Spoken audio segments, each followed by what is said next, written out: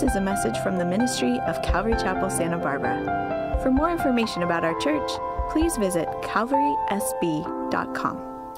Daniel chapter 10 this morning. Now, Daniel chapters 10, 11, and 12 form something of a complete unit. The main vision that's given in this section is contained in Daniel chapter 11. We'll talk about that next week. But Daniel chapter 10 is something of a preview of that. It gives us the circumstances that led to the vision of Daniel chapter 11, and then the vision continues into chapter 12 and kind of gets wrapped up in chapter 12. So in Daniel chapter 10, what we have is Daniel's experience leading up to the great vision of Daniel chapter 11. Look here at verse 1. In the third year of Cyrus, king of Persia, a message was revealed to Daniel, whose name was called Belteshazzar. The message was true, but the appointed time was long, and he understood the message and had understanding of the vision. In those days, I, Daniel, was mourning 3 full weeks. I ate no pleasant food, no meat or wine came into my mouth, nor did I anoint myself at all till 3 whole weeks were fulfilled. So here what we have is this idea that an important message came to Daniel at a particular time in Israel's history. What was the time? It was in the 3rd year of King Cyrus. Now the reason why that's important is by this time, by the way, Daniel was about 84 years old at this time. By this time, the exiles of Jewish heritage who were in the Babylonian and then the Persian Empire, they had already started to return to Jerusalem. It was just a small percentage of them that came, but those who were of a heart to return had already started to do this. They did it under Ezra and Zerubbabel and Joshua. Under those men and their leadership, they began this return back to Jerusalem. But in the midst of it, Daniel starts mourning. Verse 2 says that he was mourning 3 full weeks. What was he doing? Well, he was sad. We don't know exactly why he was sad. We like to speculate about that. One reason why he may have been sad was that proportionally speaking, very few exiles returned. It was a very small proportion. Most of the exiles of Jewish heritage who went to the Babylonian and then the Persian Empire, they were just fine staying in Babylon. They were just fine staying in Persia. There was a small number who said, though, let's go back. And Daniel might have been bummed out that it was so few. Now, you might be saying, well, why didn't Daniel go back? Again, as I said, he was 84 years old, number one. But number two, Daniel had a high government position, and he probably rightly figured out that he could do more good for the people of God by staying in his position in the Persian government than he could by going back with them to Jerusalem. But he was mourning for 3 full weeks, and as part of that, he practiced self-denial, no doubt because he was seeking God. Verse 3 says that he ate no pleasant food, no meat or wine came into his mouth, and he did not anoint himself at all. These were practices of self-denial. Properly, you wouldn't call them fasting. Fasting is when you abstain from food or drink. It's saying no caloric intake. That's fasting. Daniel wasn't fasting, but he was practicing self-denial in his seeking of God. And before I go any further, can I just, look, let's just lay it out on the table now. Our text gives us the opportunity to do so. When's the last time you practice any form of self-denial in seeking God? Fasting is a great way to do it, but it's not restricted to just fasting. Daniel said, I am not going to do this for 3 full weeks. I am going to seek the Lord. Maybe for some of us, that is a missing component in our own discipleship after Jesus Christ. It's a missing component in our own following of Jesus. I'm not going to lay a law down on you. I can't give a command. But I just ask you to let that be between yourself and the Holy Spirit. If there's not some way, some form in which you should practice self-denial, let's just say in this coming week. Let's just say for 1 day, but to do it to seek the Lord.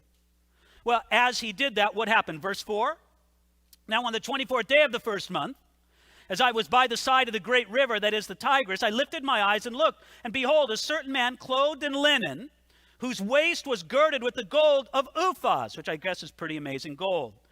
His body was like beryl, his face like the appearance of lightning, his eyes like the torches of fire, his arms and feet like burnished bronze in color, and the sound of his words was like the voice of a multitude.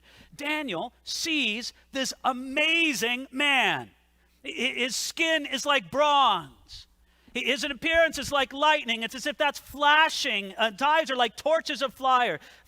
His face is like the appearance of light. This is an obviously supernatural, radical man that Daniel sees by the river. Now, Daniel was a man who had had some impressive spiritual experiences before. He's probably expecting, okay, God, you want to do something here. What's so interesting about it is that Daniel had this amazing vision of the man, but look at verse 7. And I, Daniel, alone saw the vision, for the men who were with me did not see the vision. But a great terror came upon them so that they fled to hide themselves.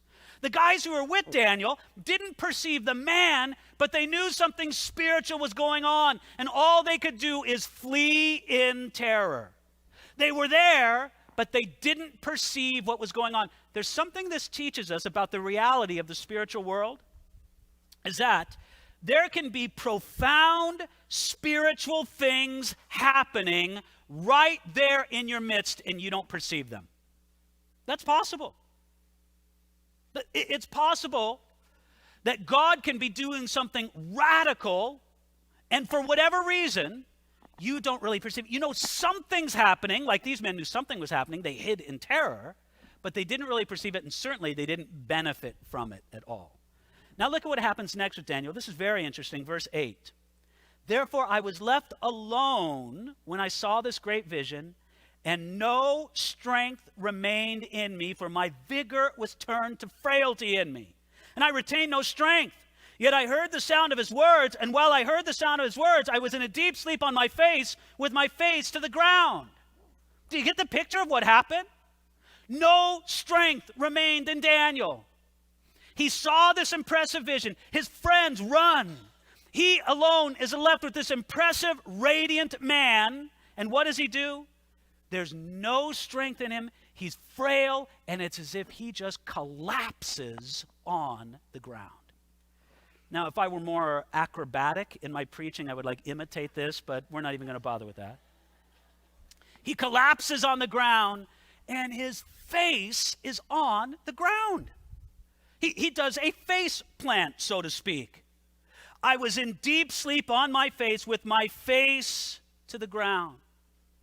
Now, this gives just a reason to talk about something that I think we need to talk about from time to time. And it's the phenomenon of strange spiritual experiences. Would you not agree that this was a strange spiritual experience in Daniel's life? This never happened to me. I'm not looking for it to happen to me. But it never happened to me, but it happened to Daniel.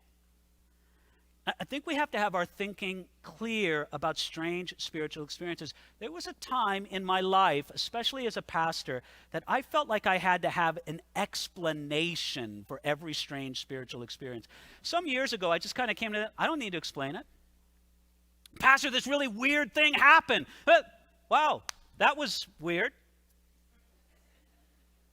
No, there was nothing in it really biblical or unbiblical. It was just weird. And what I realize is simply this. Strange spiritual things may happen, but that should never be our focus. It is not, as a cliche goes, but it's a pretty good cliche, it's not how high you jump, it's how straight you walk. So you had a profound spiritual experience? Well, good. How does that help you in your day-to-day discipleship with Jesus Christ? Does it really make any difference? Does it really help you? Is there good fruit from the spiritual experience? And in thinking about it, I kind of came to the idea that there's basically three categories of spiritual experiences. There's what we might call biblical spiritual experiences. These are things that are found in the Bible and they're recommended to us. Just one example, I'll just throw it out here. The idea of laying hands on somebody and praying for them. That's a biblical idea. You find it in the Old Testament and the New Testament. You find this as a practice that people do, that they pray for people as a special form of prayer. They'll pray for them, they'll lay a hand on them, and sometimes it's connected with the filling and the gift of the Holy Spirit. Fantastic, laying hands on people. It's biblical that you should seek that experience. That's a fine thing for you to do. There's biblical experiences. Then there's some experiences that even if the Bible mentions them, they're not really prescribed for us. I'd call those non-biblical experiences. Losing all your strength, falling on your face, and hearing from a divine messenger, that's nothing that we're to imitate. If it happens in a person's life, well, whatever. What's the fruit of it? That's our concern. And then there's a third category of biblical experiences, spiritual experiences, I would say, that are anti-biblical. Spiritism, Ouija boards. You could go on and just describe things that the Bible tells us not to do. Those should be avoided no matter what attraction a person might have to them. So, biblical experiences we pursue. Anti-biblical experiences we absolutely reject. And those are just like non-spiritual experiences. Okay, if they happen, but we shouldn't seek after them.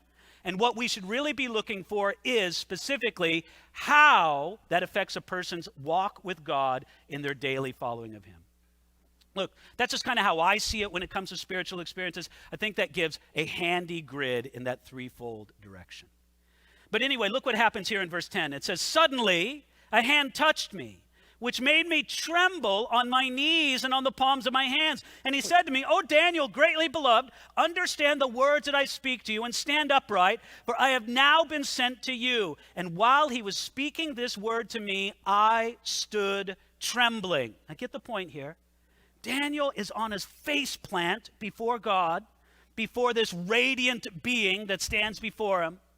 And it seems that the radiant being comes over to him and he touches him and he gives Daniel the strength to get down on his hands and knees. Again, if I was more acrobatic, I would demonstrate, but just forget about that. He's on his hands and knees, and then what happens next? What happens next is he lifts him up and he says, "Stand, I'm going to speak to you." There's something about that, number one, that I like. That when it came time for Daniel to receive that word from God, God said, "I want you to stand before me as a man."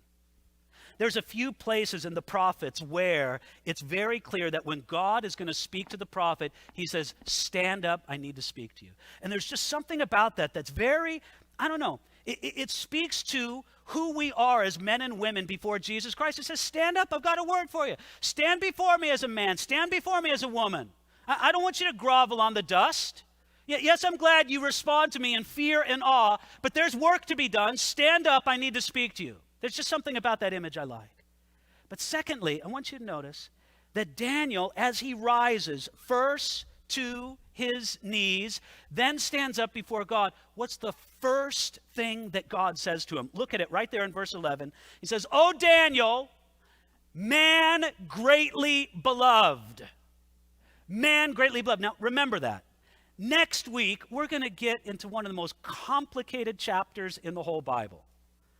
Somebody might say, "David, why are you even going to teach that chapter next week? It's so complicated." So listen, I'm the guy that talked about the judgment of God on Mother's Day, for heaven's sakes. If the Bible teaches it, I want to teach it. It's just what's in there. So we're going to talk about Daniel chapter 11 next week, but in the midst of all that intricate, complicated prophecy that we're going to look at next week, I want you to keep one important thing in mind. Keep that the whole message started by saying, "Daniel, God loves you." Daniel, look at it right there in verse 11. Daniel, man greatly beloved. That is always God's first word to a man or a woman. I love you. Even when God has to challenge them or rebuke them, God's first word is, "I love you." Even when there needs to be a call to repentance, God's first word is, "I love you." And we should never forget that. We should never forget the great love of God when we speak to men and women about Jesus Christ. Even when we have to warn them, we need to do it out of love. It has to be done with love, love, love. And when we talk about what God did for us on the cross, it all comes back to love. I could talk to you about what happened on the cross as it being a legal transaction, because there is that imagery of it in the scriptures. The idea that the guilt and the shame that I deserve was put upon Jesus Christ at the cross, and he bore it so that I wouldn't have to bear it. We get that. There is the idea of there's a legal thing that happened on the cross. But don't get so lost in the legal that you forget the motive for what God did. What prompted God to send his only son to stand in my place so that he could be judged so that I would not be judged? What motivated that? For God so loved the world that he gave his only begotten son. Love motivated it. God may have half a dozen things to say to you here this morning, but I'll tell you what his first word is to you. His first word is, you're greatly beloved by him. He loves you. He cares about you. Your problems are his problems. Your concerns are his concerns. He cares about your life, and he didn't just start caring about it when you walked into this room. He's cared about your life, your entire existence. God loves you, and that's where the message begins. Now, verse 12, then he said to me, do not fear, Daniel, for from the first day that you set your heart to understand and to humble yourself before your God, your words were heard, and I have come because of your words. But the prince of the kingdom of Persia withstood me 21 days. And behold, Michael, one of the chief princes, came to help me, for I had been left alone there with the king of Persia. Now I have come to make you understand what will happen to your people in the latter days, for the vision refers to many days to come. Now, the vision itself we're going to talk about next week in Daniel chapter 11. But notice the circumstances under which this vision came to Daniel. What were the circumstances? Ladies and gentlemen, this is absolutely remarkable. The circumstances of that vision was that Daniel started praying. God sent the answer. It's right there in verse 12. From the first day, your words were heard. Daniel didn't pray for 3 weeks, and then finally, after 3 weeks, God heard his prayer. God heard his prayer from the moment he started praying. And then what did God do? God dispatched an angel to give Daniel the answer to his prayer. Verse 12, I have come because of your words. Now, I just need to touch on this quickly. Don't pass this over lightly. An angel was dispatched because of Daniel's prayer. Brothers and sisters, prayer matters. It matters. Sometimes we talk about prayer as if it were only a therapeutic exercise. Sometimes people say like this, and I know they mean well when they say it. They say, prayer doesn't change God, it just changes me. Well, I agree, prayer doesn't change God in that sense, but prayer moves his hand. Daniel prayed and God acted. Prayer is not just a matter of self-help, although it does help me, thank the Lord. Prayer is a matter of God's hand being moved. Daniel prayed and an angel was dispatched. But then the other thing we see that's very strange, verse 13, it says that the prince of the kingdom of Persia withstood me. This prince was able to oppose the angelic messenger to Daniel.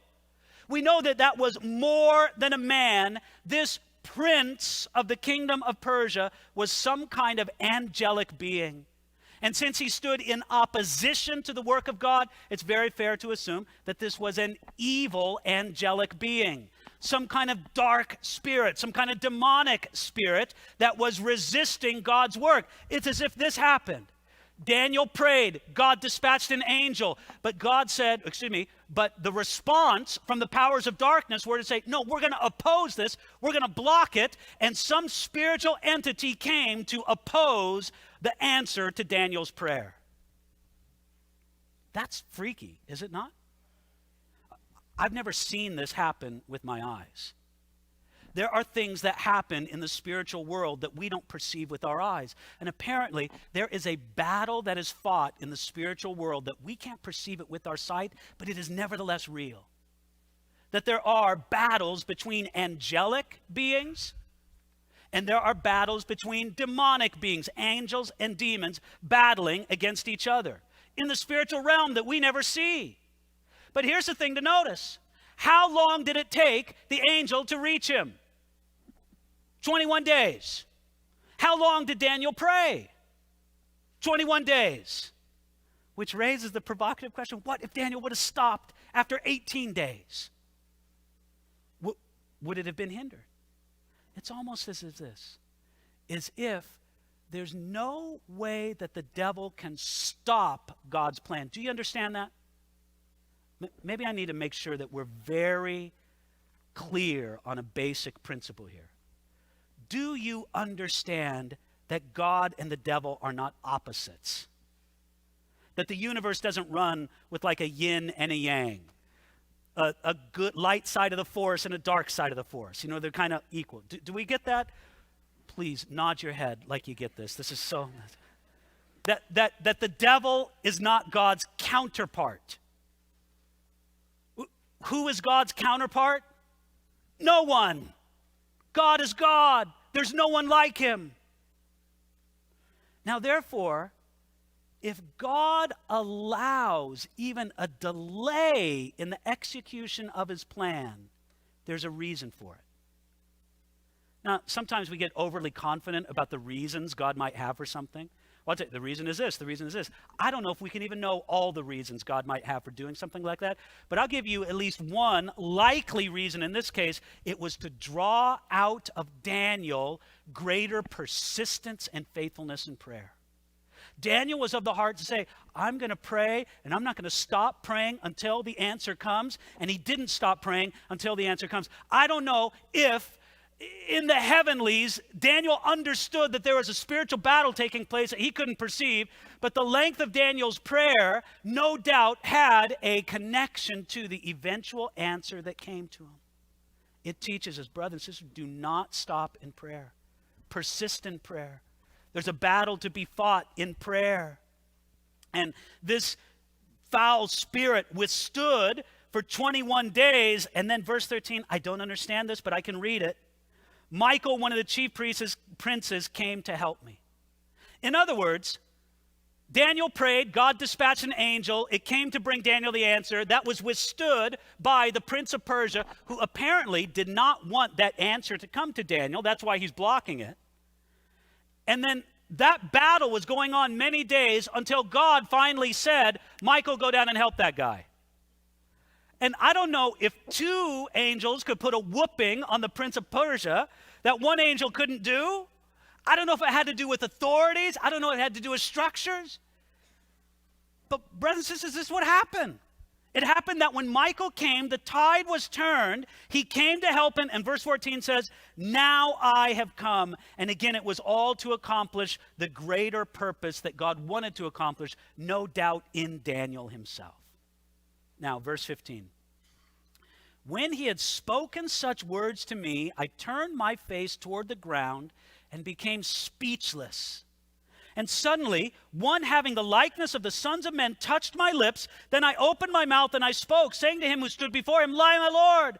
Because of the vision, my sorrows have overwhelmed me, and I have retained no strength. For how can the servant of my Lord speak with you, my Lord? And as for me, no strength remains in me now, nor is there any breath left in me. Then again, the one having the likeness of a man touched me and strengthened me, and said, O man, greatly beloved, fear not. Peace be to you, be strong. Yes, be strong. So when he spoke to me, I was strengthened. And he said, let my Lord speak, for you have strengthened me. Daniel hears the news from this messenger, and he is so wiped out spiritually and physically that there's no strength in him. He's standing, but he's hanging down. His head is bowed. There's no strength. It's like, God, whatever this message is that you want to give to me, I don't have the strength to receive it. There's just something lacking there. I'm so wiped out. Now, by the way, doesn't this tell us something about a person's encounter with God? When we encounter God, do not expect that it will always be a light and frothy thing. I'm all for joy in the Christian life. If you ask me to vote, okay, David, more joy or less joy in the Christian life? More joy. More. Put me down on the more joy list. But not every encounter with God is joyful. Sometimes it wipes you out. Sometimes you're so in awe of the holiness and the majesty and the power and the bearing of who God is that you're just wiped out by it. And that's where Daniel was. Daniel was a very godly man. But there he stands and goes, I don't have the strength for this. I can't do it. And then what happens? This one, who it's interesting, people debate who this one was. Some people think it might have been one of the angels present there. Some people think this might have been an appearance of Jesus himself before his incarnation at Bethlehem. But this one came to Daniel and strengthened him. He said, "O man greatly beloved," I love that phrase again, greatly beloved, "fear not, peace be upon you, be strong, yes, be strong." And what happened? It says right there in verse 19, when he spoke to me, I was strengthened. The word of God brought strength to Daniel. He didn't have to give him a pill. He didn't have to give him an injection. He didn't have to send him to a training course. It was, my word is going to give you strength. And it did for Daniel. Daniel was strengthened and ready to receive what God had to give him. So here it was. He's ready to receive it. Now verse 20, and I'll read all the way to the first verse of chapter 11. Then he said, "Do you know why I have come to you? And now I must return to fight with the prince of Persia, and when I've gone forth, indeed the prince of Greece will come. But I will tell you what is noted in the scripture of truth. No one upholds me against these except Michael your prince. Also in the first year of Darius the Mede, even I stood up to confirm and strengthen him." This is the crazy part. The angel that came and helped, he said, my battle with the prince of Persia is not done. I bet that blew Daniel's mind. What? I got to go back, because there is a power of spiritual evil that would oppose the work of God. I'm going to go up there and continue the fight with that. And I bet you anything, Daniel thought this: I'm glad that there's someone fighting that battle for me. Do you know what you need? You need someone in heaven to fight the battle for you. Does anybody have any suggestions for someone in heaven to fight the battle for you? When you hear a question in church and you don't know the answer, what's the safe answer all the time? Jesus. Better and greater than any angel, Jesus Christ, the captain of your salvation, is enthroned in heaven to fight the battle for you. Now, it's a battle that you and I engage in, but fundamentally, it's a battle that he has fought on our behalf. The doom, the disgrace, the disarming, the ending of Satan's power was accomplished by what Jesus Christ did at the cross, and we just point him to that again and again and again. We have a representative in heaven. We have one. Look to Jesus. And sometimes when we talk about these things that happen in the spiritual world, sometimes when we talk about angels or demons or this or that, sometimes people get the focus all wrong. The focus in whatever spiritual battle you have to fight, the focus is not on yourself. Focus on yourself, you're sure to lose. But neither is the focus on the devil. Sometimes people put the focus too much on the devil. Where should you put the focus? On Jesus himself. He is your representative in heaven. He will strengthen you in whatever battle you have to face. Now, let's end with just these two thoughts, just as point of review. Remember, strange spiritual things may happen, but we do not guide ourselves from them. We guide ourselves by what God has revealed to us in this book. And number two, there is a real spiritual battle that rages, and you need to trust in your representative in heaven to get anywhere in that battle. That's what happened with Daniel. And then next week, man, the gloves are off, and we are in Daniel chapter 11. But let's pray right now and ask God to confirm this to our own life, to our own heart. Father, this is us, Lord. We need you, Lord. Sometimes we perceive the spiritual battle around us, and sometimes we don't. Sometimes we're sensitive to it, sometimes we're blind to it. But Lord, no matter what that particular circumstance is, we pray that right here, right now, you would help each and every person to look to Jesus as the captain of their salvation, to look to Jesus as their one in heaven who wages the warfare on their behalf. Lord, we don't want to put the focus on ourselves. We certainly don't want to put the focus on the devil and his agents. Our focus is upon you, Jesus. Thank you for winning the victory on our behalf. And Lord, now help us to worship you, to give you the honor, the praise that you deserve. You're a good God, and we praise you for it. In Jesus' wonderful name, amen. This is a message from the ministry of Calvary Chapel, Santa Barbara. For more information about our church, please visit calvarysb.com.